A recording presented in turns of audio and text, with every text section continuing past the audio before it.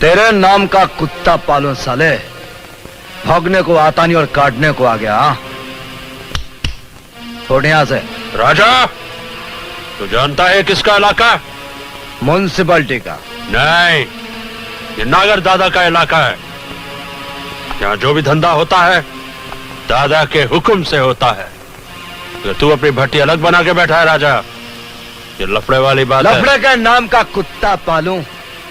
क्या रे, अपन को धमकी देने आया क्या? नहीं, अभी तो समझाने आया हूं। ऐसा बोलना तो अपन भी तेरे को एक बात समझा देता है। ये जो भट्टी है ना, ये भट्टी नहीं है। क्या मतलब? मतलब ये कि ये अपन की माँ है। माँ जिसने दुनिया में लाया, उस माँ को तो अपन ने देखा नहीं, लेकिन इसने अपन को वो सब कुछ दिया जो एक माँ देती है।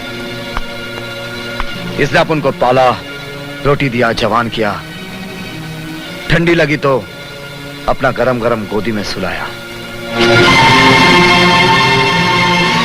ऐसी माँ की इज्जत पर कोई साला हाथ डाले तो जवान बेटा चुपचाप बैठा रहेगा क्या? नहीं तो क्या करेगा? एक ही रपचिक। लफड़ो, हिसाब बोल। राजा दादा, खाया पिया कुछ नहीं, सामान तोड़ा 2700 रुपया। ये कहेगा तुम लोगों ने जो अपन का सामान तोड़ा।